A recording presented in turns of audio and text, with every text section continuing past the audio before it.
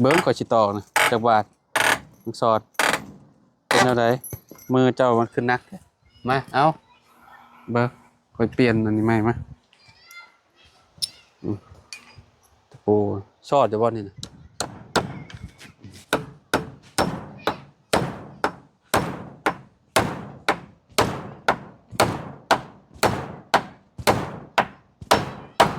แน่ข่อยตอกถึงแล้วปู แต่ปูต้นเอาอีกเล่มหนึ่งเนาะ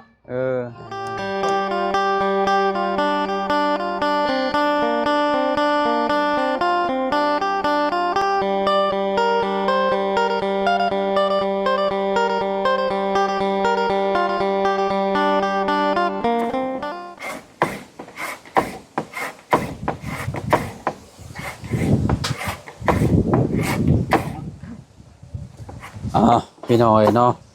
สบายดีเด้อพ่อแม่พี่น้อง FC บัสสุขสู่คนโดนแหละบ่ได้เห็นหน้าน้องสอนพี่น้อยเนาะตั้งแต่มื้อผูกแขนรถใหม่พุ่นโอ้โธ่พี่น้อยมีแต่เวียกบ่ช่วงนี้นะสอนไปเวียกตลอดแบบว่ามันอันนั้นเนาะมันตัดยากเนาะพี่น้องนะตัดบันไดแห่เจืองอยู่อีกอย่างก็เลื่อยนี่มันบ่คมปานใดเขาว่าโอ้ยเนาะเป็นได้ยายข้างบ้านนะเนาะขออนุญาตเนี่ยเนาะเสียแล้วไปอันส่งไปฟังคนแล้วบ่โดยอันนี้คือแบบบ่ได้เผาได้นี่เนาะบ่อยู่เฮาบ่ได้เผาเฮ็ดเฮาคลำเขาคือแบบมีแต่พังอย่างเดียวน้องๆเนาะโดยบ่ไปฟังแต่ตอนจักโมงหาน้องสอน9 โมง 10 โมง9 โมง 10 โมงโดยเฮาก็บ่ได้เบิ่งมองคือกันเจ้าก็ไปไอ้เจืองก็ไปบ่โดยนำกันบ่แล้วเนาะโดยเพิ่นคือสิป่วยมาแต่ดนแล้วแหละเพราะว่าเนาะโดยแต่ว่าเพิ่นก็ด้วยโรคซาร่าเพิ่นนี่แหละเนาะพี่น้องเพราะว่าเพิ่นเฒ่าแฮงแล้วเนาะสิขาดเรียบร้อยบาดนี้คือแบบตอกอยู่มองนี้บ่แม่นบ่เนาะโดยนะบ่เคยละพี่น้องเนาะนี่จ้ะน้ามันกัดมือมันยังบาดนี่โอ้ยเนาะใส่กัดมือบ่กัดถึงบ่ได้นี่จะเจ้าลองเบิ่งบ่นี่นี่บ่เดี๋ยวค่อยสิเข้าให้บัดโอ้ยได้เลยเนาะมันหนาวซ้ำถึงน้อยนึงก็เจ็บเก่งมันได้พี่น้องเอ้ยโอ้ปลาซื้อข้าวมากินนำกันกันเด้อโอเคไปซื้อปิ้งมาเลยแหละเนาะปิ้งปลาพี่น้องเอ้ยเนาะร้อนสิกินยังฮะเอายังกินยังก็ได้ยังก็ได้เนาะแกงง่วงM100ซะสปอนเซอร์ซะเติมไปแล้วจังได๋ค่อยเมาเมาM100นอนก็บ่รับได้เนาะโดยเลอลาอยู่อาจับให้ได้กินนั่นน้องเอ้ยโดยเอาเบิ่งมาสิจับมาเอาไปเอามาต่อก่อนน้องเอ้ยเนาะอาเจียงเพิ่นไปเอามะขามอยู่พี่น้องเนาะมะขามกินส้มมื้อนี้โอ้สมกินมะขามอันให้ทางห้านอารมณ์ดีเพิ่นอันน่ะให้กินนี่เพิ่นก้อยแจ่วให้พี่น้องเอ้ยเนาะโอ้ยตะปูก็ได้เอาลงต่อให้มันซอดก่อนไปโดยนี่เอาลงมาตอกอยู่ลุมพี่ตะปูมันยอมเลยทันทีใดพี่น้องเอ้ยไม้นี่ดูดขนาดได้ไหมนี่นะมันถ้าตอกบ่อนั่นนะโอ้งอรถตะปูนะตอกให้มันซอดก่อนจังว่ากัน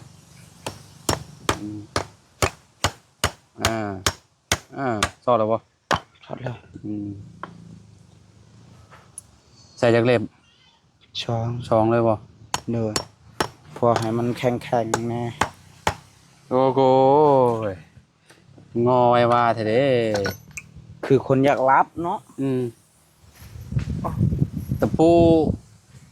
มันต้องใส่สว่านเจาะก่อนเนาะน้องสอนเนาะไม่นี่มันแน่นอะเด้2-3 ดอกเลยพี่น้องเอ้ยบ่รอดดอกครับว่างงเลยคอยตะปูนี่คอยปอกลงมึงเนาะจะเฮ็ดคอยมันก็คือเก่าเด้อค่อยอะเด้อย่าคดเห็นเบ็ดก้อนบัดเบ็ดลง เอาหมดเลยตะปู8จะขดแท้ๆซอดบัดซอดรถนี่เรียบร้อยเหลือแล้วบัดนี้มาสิจับเอายับขึ้นมาคุ้งบ่เลยจัง วันนี้ มองเห็นบ่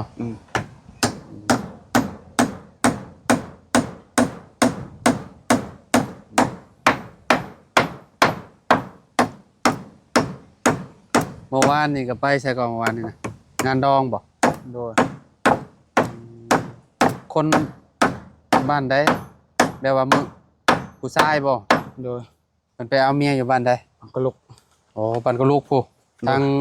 เลยไปบ้านน้องหัวผู้ได้เนาะ โดย อืมก็คือเพิ่นคอแล้วเพิ่นแต่งเลยบ่เลยแนวใดเนาะ โดย โอ้โอ้ยพี่น้องเอ้ย โอ้ย ตะปูคือเป็นจังซี่นี่ ปูจากนอน ตะปูอยากนอนแหละ โดย เอาอันมีหยังแหละพี่น้องเอ้ยเนาะใช้เบิ้งก่อนสิตอกนะจักบาทมึงสอดเป็นอะไรมือเจ้ามันขึ้นนักมาเอาเบิ้งค่อยเปลี่ยนอันนี้ใหม่มาตะปูสอดจะบ่นี่นะ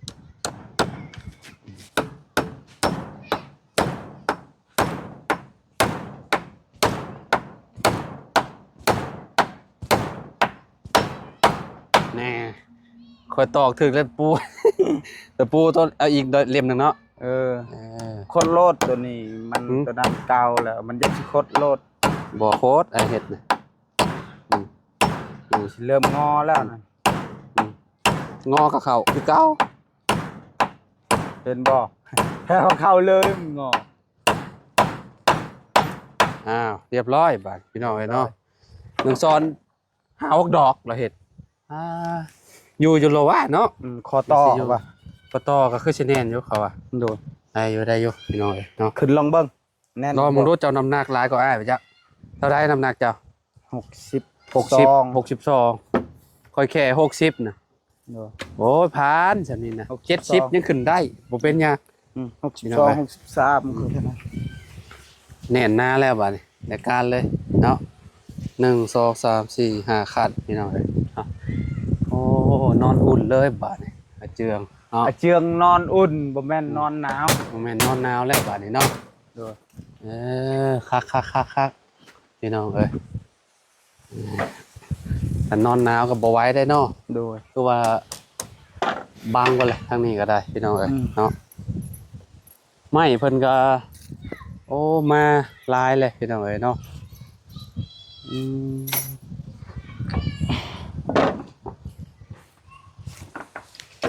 เบิ่งทางนี้ก่อน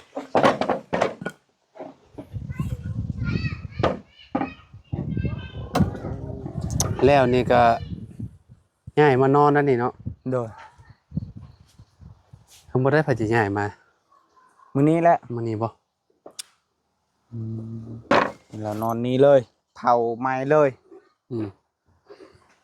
เครื่องเฮือนเพิ่นเต็มอยู่เนาะ โดย พี่น้อง ยันเขาลักไม้ จักหน่อยเขาเจ้าหลักไม้หลักหยังไปในงานเขาเอง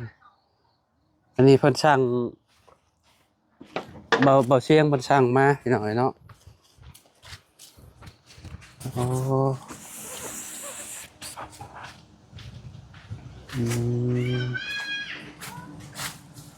เป็นไม้เก่าเนาะ โอ้งามละแนวไม้นั่นนี่แหละ เนาะ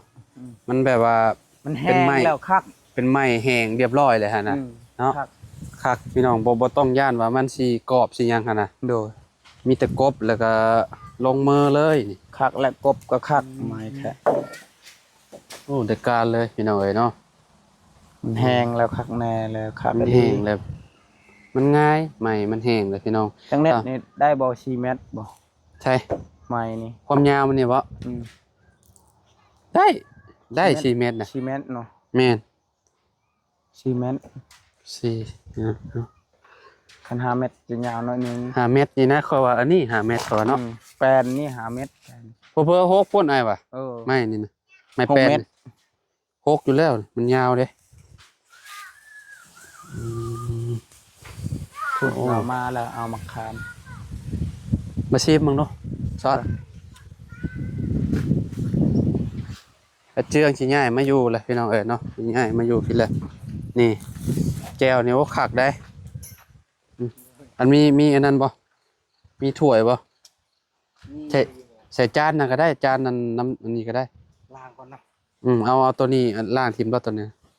พี่ได้เอาอันเจียมบะคามตัวนี้ใส่ปุ้ยทำลายหลายเลยพี่น้อยเนาะ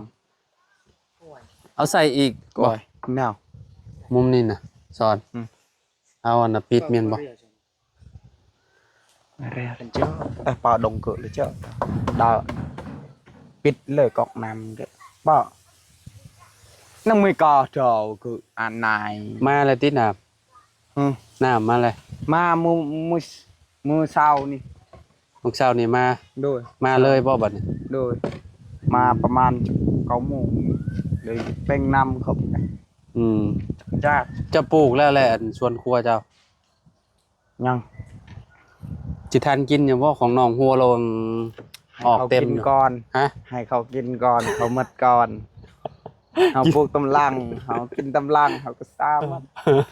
ก็เจ้าปลูกก่อนกินเพิ่นก่อนเอาปลูกทำลายกินทำลายติ เรา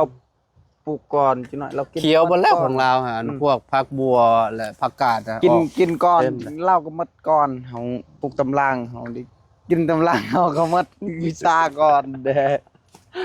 บ่ถ้าว่าเครื่องปลูกเฮาได้เลยเหรอว่า ได้แล้ว พวกผักพวกหยังนะ โดยทางเบาจันทร์ซื้อเอาให้ มันเป็นน้ำพร้อมแหละพี่น้องนะเพราะว่าน้ำนี่คือแบบถ้าบ่มีน้ำพดเท่ากับปลูกยากคือว่าแหละเพราะว่าช่วงเจ้าเฮ็ดน้ำมันบ่มาเลยเนาะ โดย น้ำบ่มาเกือบเดือนแหละได้พี่น้องน้ำประปานี่ โดย เนาะรถน้องซอนสิไปตักเอาอยู่ไสน้ำพี่น้องเอ้ยเนาะผู้เพื่อสิไปฮอดเฮือนผู้ห่วยไปไกลๆพี่น้องเอ้ยสมมุติว่าสิลงหัวยก็ได้บ่ไหว วันที่เท่าใดบ่ หึ ปลูกแคนรถค่อย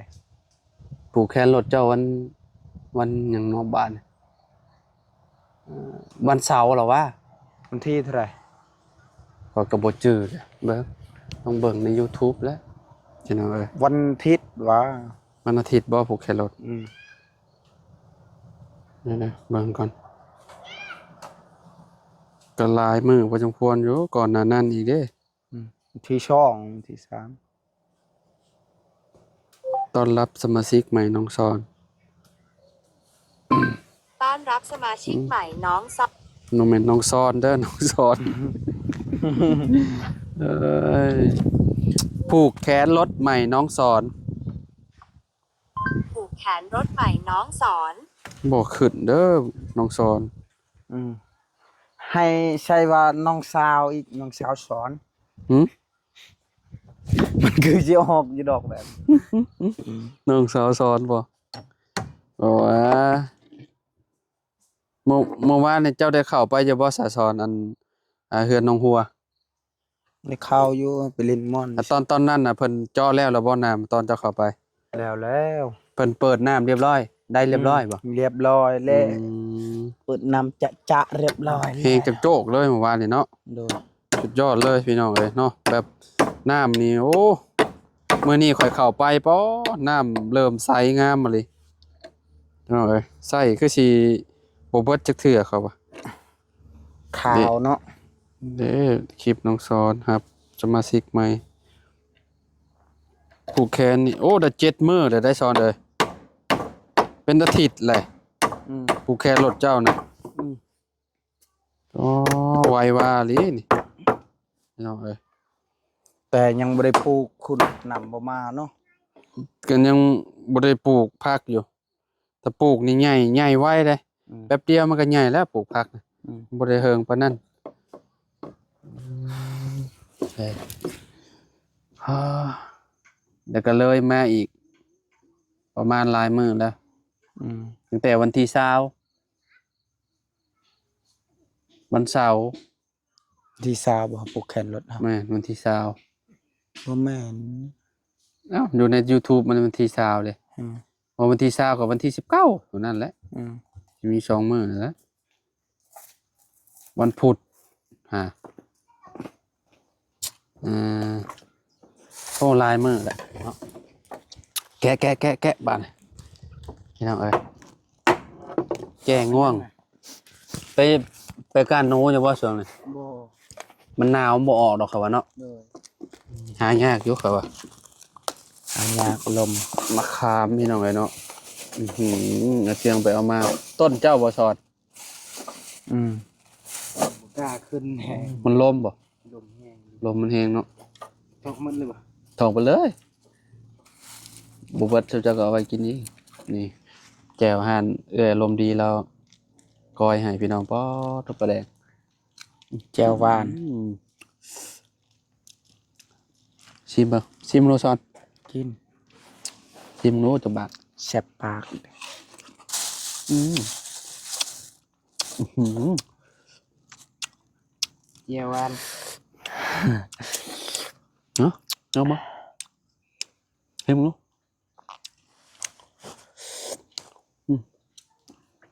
พี่น้องให้เจียวชิมบ่ น่ะแอมเด้ แอมเด้ นี่ไง เงียบบ่ ใช่แล้วช้อนแล้วมึงก็ช้อนไปเดี๋ยวเบาเนี้ย กินต้นเที่ยงแห้งคัก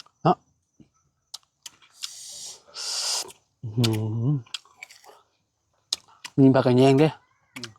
ดูสิครับว้า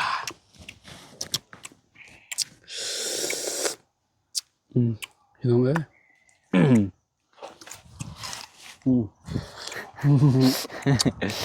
ช้อนแล้วมึงต้องมึงก็ช้อน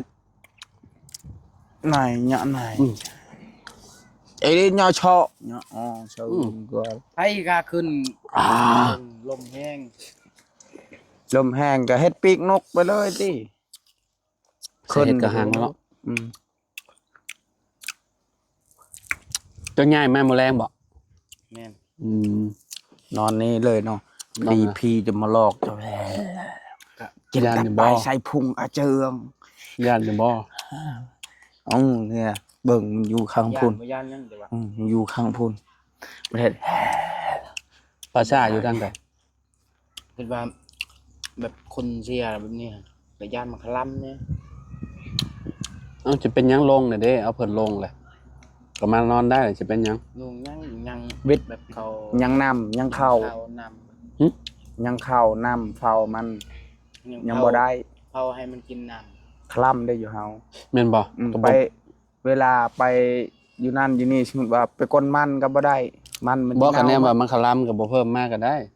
มัน มัน นั่นเย็นๆก่อนจังมาก็ได้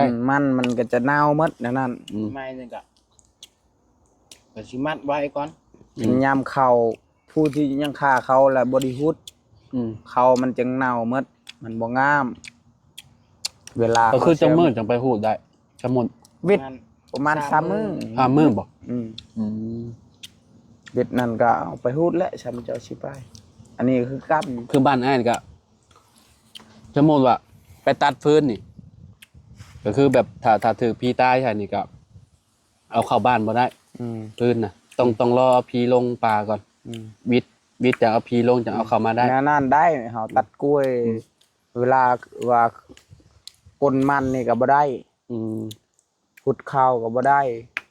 อันไปหาแต่หน่อไม้หน่อหยังก็ได้ ครับเนาะ คลำ เขาเสียแล้วเฮาขึ้นเฮือนนี่ขึ้นเฮือนใหม่อย่ามาคลั่มเนี่ย แม่นอยู่ แบบย่านมันบ่สมบูรณ์นะ ก็รอ3 มื้อก่อนก็ได้คำว่า บ่มือเดียวหันวิทย์แล้วยังแต่2 มือ อ๋อยังอีก2 มื้อเนาะบัดนี้เนาะเพราะว่าเอาลงได้เนาะ มื้ออื่นกับมื้อฮื้อ ยังเข้า มื้อนี้เขาบ่ได้นับ อืม เขาไปพักมันเขาบ่ได้นับ ก็ มื้ มี อ แต่ อื่นกับมื้อฮื้ออยู่แล้ว ก็มีแต่ว่าหมู่ครูมากก็มีแต่บอกเพิ่นแบบนั้นแหละแต่ละคนมาก็มันยังขึ้นบ่ได้ยันมันแบบ มันบ่คักกันนะเนาะมันบ่งามพี่น้องเอ้ยเนาะเอาก็ตามใจผู้อยู่หั่นแหละพี่น้องเอ้ยเนาะเป็นไรเนาะแซ่บอยู่บ่เนาะคะแนนกินตอนเที่ยงเนี่ยโอ้ คักแล้ว มัน เจ้านี่กินกุ้งคักเนาะ ฮะ กุ้งบักน้อย กินกุ้งดิบพักเดียวนี่ กินกุ้งดิบ ๆแม่น กุ้งดิบเป็นโตไปฟอยครับบ่เอามาโต้นซะนี่บ่ กุ้งน้อยๆมันสุ่มครับ หอมกลุ่มแล้วเนาะ ข้าวแห้งเนี่ยกุ้ง นี่ น้อย จำเจ้าใส่กุ้งเห็นลายบักลาย อืม มาถ้วยใหญ่หนึงสุ่มกันโอ้ ดวงตักเอาตักเอาป้ากิน เราเห็นได้ใจเลยพี่น้องแซ่บ ออกแล้วบ่ ตอกแล้วโอ้สองเล่มผูกเคยต่อกันบ้างชอด เบอร์แน่นก็จะแป้งไหม้แล้ว อืม หมดความสามารถแล้วเนาะหมดความสามารถตอกแล้ว อืมไปใช่พี่น้องเลยเนาะขอโตเด้ออยู่ดีมีเฮงบรร โด ทุก ย ทุกคน สบายดี เนาะ เด้อ โดยสบายดี FC เนาะขอบคุณหลายๆพี่น้องมื้อนี้ก็นี่แหละมากับตอบอาเจืองเพิ่นพี่น้องเลยเนาะทางน้องซอนเพิ่นก็มาซอยตอกบันดุงบันไดเนาะเล็กๆน้อยๆก็แล้วพี่น้องเลยเนาะเอาอยู่ดีมีเฮงบ่สู่คู่ทุกคนพี่น้องเดี๋ยวพบพ่อกันใหม่เด้อขอบคุณหลายๆที่ติดตามและเป็นกำลังใจให้พี่น้องกันเนาะเอาสบายดีพี่น้องพอกันใหม่โดย